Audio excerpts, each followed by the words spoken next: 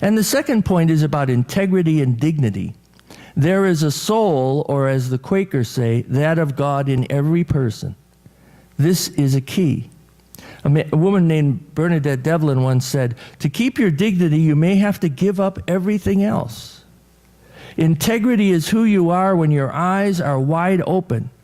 It is to make the best and most thoughtful choice. They can't take your dignity away from you. They can make you pay a price for it, but they can't take it away. My advice is to maintain an identity and a dignity that are profound while humble. The first two lessons represent opportunities, choice, and integrity, dignity. The third is an obligation, and that is open your eyes.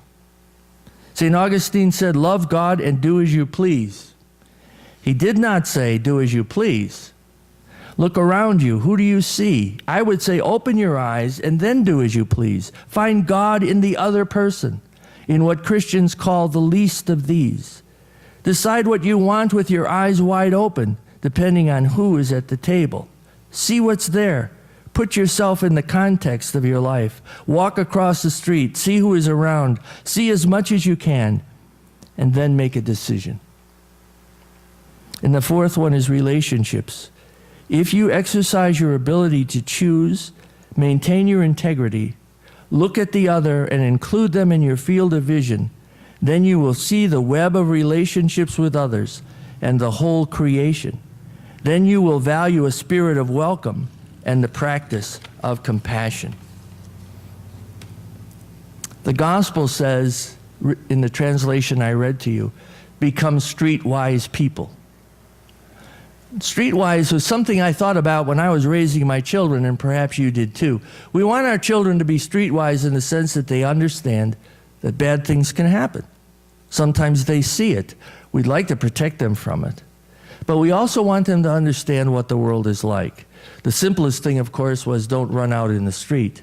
And if you were like me, when I had 3 little kids and 1 not so little kid, I was always checking to see where they were, because until they were old enough to learn not to run in the street, that was a scary thing. So that was one way of being streetwise. Later on, you understood other ways. I saw an episode on a news show recently about a woman who had gotten a letter, and maybe some of you have gotten these letters, from someone who said she had won the Jamaican lottery. Have you heard this? She'd won the Jamaican lottery, $3.5 million. And all she had to do was pay the fees in order to clear the money coming into the country. And so then she paid the fees, and then she found out that there were some other fees that they had forgotten to tell her about, and she paid those fees. And when the dust cleared away, she'd spent almost $20,000, which was all she had. Was this woman streetwise? You know the old saying, if it sounds too good to be true, it probably isn't. But people do this, and you and I, maybe not as on an issue, something like that. Although, if you got a letter in the mail and said you'd won $3.5 million, I have the feeling you'd read the letter at least. I would. But then understand, it just doesn't happen like that. It just doesn't. And her family members said to her, if you won, you don't have to pay. But she wanted that money so much. She thought about all the things she could do with that money. And she gave up her life savings for it. We deal with a tough and a complex and an illusion-filled world. Our world is filled with illusions, and some of them capture us sometimes. And this is why I think that the belief in the matter of religion is important, because it is an organizing factor in our life, and it helps us to dispel illusions. And choices, as far as choices go, Jesus is the prime example of choices, of never being paralyzed by fear or differences that we find, never giving up his dignity and his love of God, even all the way to the cross, and living with his eyes wide open. So often in the stories we read about Jesus, what we see with him is that his eyes are wide open. He notices everything. He sees everything around him. He takes the whole person in, the person he meets. And so his eyes are wide open. Some of us want to close off our eyes and not see some of the things in life. And Jesus lived in relationship with others. You could find him very comfortable in that story by Wendell Berry, going over to someone's house, sitting and talking, popping corn, eating apples, and telling stories. That's practically the vision we have of him in the New Testament. And how often do we do that nowadays? How often have we heard all the stories that people could tell us?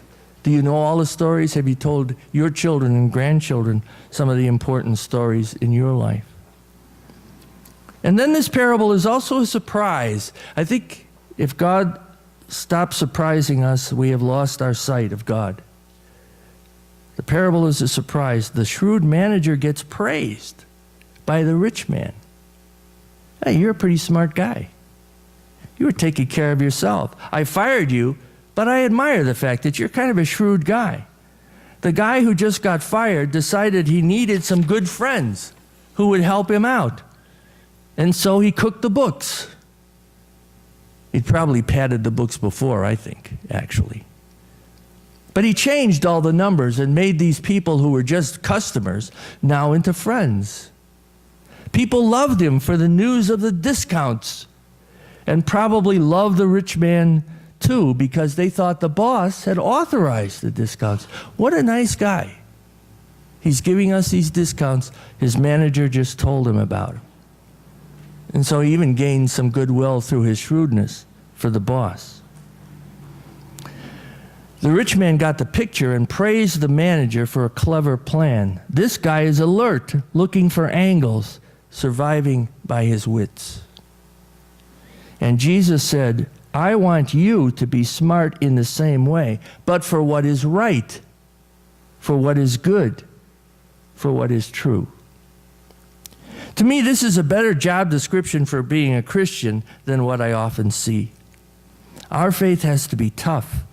We have to have our eyes wide open, and our confidence must be in the God who loves us, the God of justice and compassion. And our eyes need to be wide open to see where justice and compassion needs our help in this world. The God who wants us to see more of life and to concentrate on the essentials always is who we're being called to be. Everything but money? Our God is a God of everything, including money, and promises that to us too, to provide somehow, to reach out somewhere. And sometimes that promise of God is worked out through you and through me, through our hands and our efforts and our decision to reach out. Richard Stearns, while he was still a CEO, and you remember October 1987, some of you do at least, had a whole lot of investments, and you remember when the market crashed in 1987 and a couple of companies went completely out of business. And Richard Stearns says, I lost about 2/3 of my investments. And he went to his wife and he was rattled for days and didn't know what to do. And his wife said, I know what we should do. Let's write out some checks for donations to the various ministries that we support. Because after all, we have everything. Kind of a radical thought, isn't it? Amen. Please rise now and receive the benediction.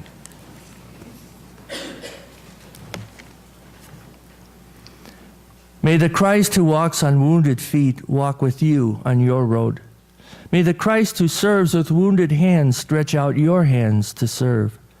May the Christ who loves with a wounded heart open your hearts to love. And may you see the face of Christ in everyone you meet. And may everyone you meet see the face of Christ in you. God bless us always. Amen.